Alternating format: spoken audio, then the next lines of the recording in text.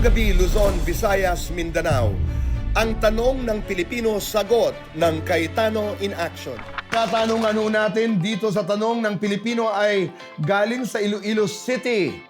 Good evening, Kuya Alan. Ako po si Gemma, 39 years old, taga Iloilo City. Ako po ay isang OFW, galing Hong Kong at kauuwi ko lamang po. Ako po ay magtatanong lamang sa ating OWA assistance. If pag-finish contract po ba, may makukuha akong 20,000 pesos. Thank you po. Kuya Alan? Salamat, Gemma. At siguro mga kababayan, makikita natin, no? Hindi porke nakapag-abroad na, ay lahat ng problema ay nasolusyonan na. Kaya marami po na bumabalik sa Pilipinas ay naghahanap pa rin ng magandang pagkakakitaan.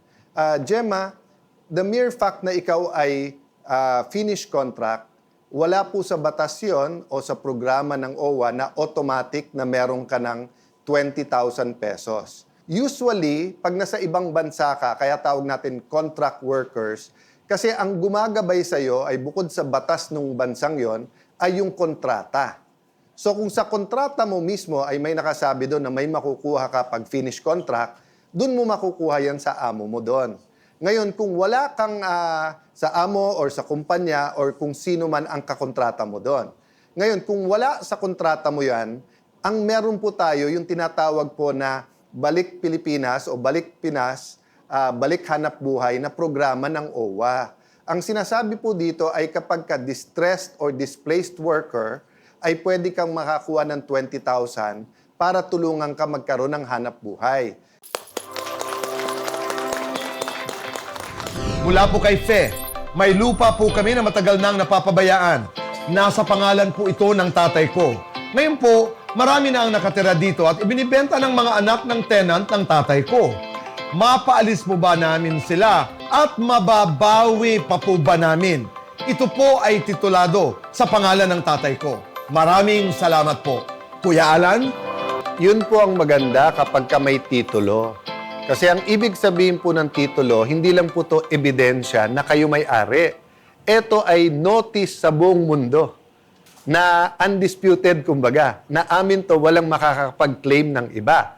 Kung meron mag-claim nun, halimbawa may utang kayo, ilalagay sa likod ng titulo yon na nakalagay doon na may kinauutangan. Kaya pag bumili ka nga ng lupa, tapos walang nakalagay doon na Kuya Boy, hindi basta-basta mahahabol yon. So sa tanong mo, number 1, mapapalis ba? Sa inyo yung lupa na yun eh. So you can file a case for ejectment na mapaalis sila kung mapapatunayan na meron silang karapatan to possess. Meaning halimbawa, nag-lease sila sa iyo at hindi pa tapos yung lease, let's say 1 year, hindi sila basta't mapapaalis. But eventually, dahil sa inyo yon, mapapaalis yon. Number 2, pwede ba nila ibenta sa iba? Doon po tayo mag-ingat mga kababayan. Huwag po tayo magbebenta ng hindi atin. Lalo po yung lupa. Makakasuhan po tayo ng estafa yan or other forms of swindling. Kasi malinaw may titulo eh, no? Maraming salamat po. Ang ating next question mula kay Judilyn Pineira. Pwede bang papasukin sa trabaho ang isang babae kahit hindi pa tapos ang kanyang maternity leave? Kuya Alan? Bawal po papasukin ang isang babae na nasa maternity leave pa hanggang hindi natatapos yung continuous at uninterrupted na 105 days. Yung 105 days po yan po ay base sa science at sa health ng babae at pangangailangan po ng kanilang pamilya.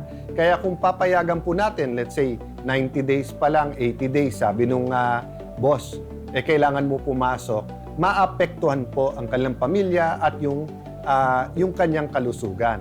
Pero kung yung pong mismong nanay, yung pong mismong babae, gusto na niyang pumasok after a number of days, pwede naman po yun.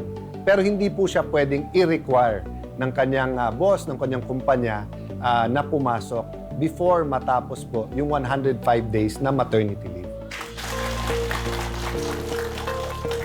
Ito naman po ang tanong ni Liza Cruz mula sa Pangasinan.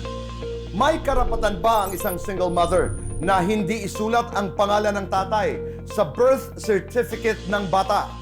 Kuya Alan? Lisa, ang ganda ng tanong mo. Kasi kung titignan mo simple yung form at saka yung batas natin sa civil registry, nakalagay doon kung anong dapat mo i-fill up. So dapat i-fill up mo doon sino nanay at tatay, no? Pero wala naman nagre-require sa iyo. O wala namang batas na nagsasabing dapat ilagay mo yung pangalan doon or magre-require sa iyo na ilagay yon, 'di ba? So usually kasi hindi naman natin kine-question yung intention ng nanay kung anong pinakamabuti doon. Pero all things equal at susundin mo yung batas at wala namang problema, mas magandang ilagay din doon kasi for the record, at least alam din ng bata kung sino ang tatay niya. Lalo kung hindi naman tinatanggi ng tatay.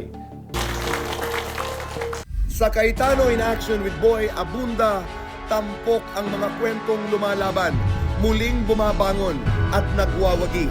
Mga ordinaryong Pilipino na nagpapatunay na laging may panalo sa bawat hamon ng buhay. Paghihiwalay ng mag-asawa, depresyon ang naging epekto sa dalawang anak nila. Sino ang tunay na may pananagutan? Ang ama bang lumayo o ang inang naiwan? Ang harapan at paliwanagan, tunghayan sa case to face to face to face. Isang biyuda ang hindi makuha ang SSS death benefit ng kanyang yumaong asawa kahit siya at ang nag-iisang anak nila ang mga legal na benepisyaryo. Matapos ang mahigit 3 dekadang pagsasama, bakit tila nabaliwala ang kanyang karapatan? Ang panalong aksyon ni Kuya Alan, abangan sa Cayetano Aksyon agad. Mga dating isyung na aksyonan ng programa, binalikan at kinumusta ng CIA with BA ang pagwawagi nila Gemma, Ira, Diwata, Joanna at alias Gemma sa mga laban nila sa buhay. Muling tunghayan sa CIA follow-up. Isang tricycle driver mula Tarlac ang tahimik na tumutulong sa mga walang tahanan at Aita communities. Hindi man mayaman, pero panalo sa puso at malasakit. Pakinggan ang kwento ng pagkakawang gawa na nagpapatunay na walang talo sa pagtulong sa salamat. Sa bawat kwento, sa bawat hakbang, may panalong naghihintay. Kaya ngayong gabi, sama-sama nating pagwagian ang mga hamon ng buhay dito lang sa Cayetano in Action with Boy Abunda 2.0.